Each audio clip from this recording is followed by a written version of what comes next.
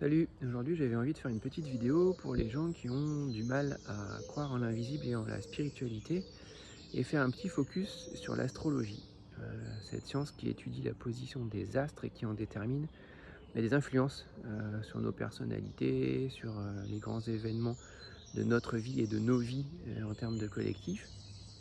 Et tu sais, quand j'étais scientifique, c'était quelque chose auquel je n'adhérais pas du tout, j'avais vraiment du mal à croire en l'astrologie.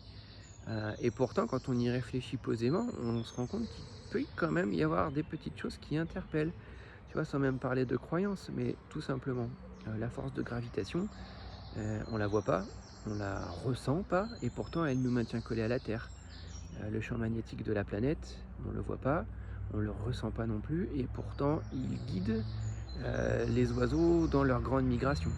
Donc ça, c'est rien qu'à l'échelle de notre globe, tu vois. Si on va un petit peu plus loin et qu'on prend la Lune, son influence sur les marées, elle est clairement plus à démontrer, tout le monde le sait. Et là où ça devient vraiment bluffant, c'est que tu te rends compte qu'en fait, la Lune, quand elle joue et influe sur les marées, elle est capable de faire se déplacer des quantités énormes d'eau, puisqu'on parle de tous les océans, de toutes les mers du globe. Elle est capable de les attirer à elle, de les faire bouger. Et donc, si elle est capable de faire bouger de telles quantités d'eau, pourquoi est-ce qu'elle n'aurait pas une influence aussi sur l'eau qui est dans notre propre corps et par extension sur nous-mêmes, tu vois.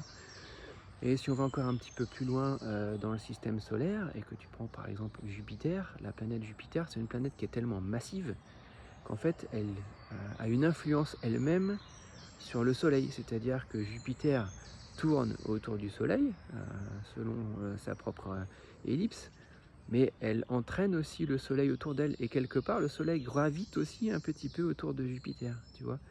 Donc le roi Soleil, qui pourtant est gigantesque, colossal, se fait influencer par une planète de sa périphérie, tu vois. Et s'il y a de telles forces comme ça qui sont à l'œuvre, et bien tout simplement pourquoi est-ce qu'elles n'agiraient pas sur nous aussi? Voilà, je te laisse avec ces pensées et je te souhaite une très bonne journée. Ciao!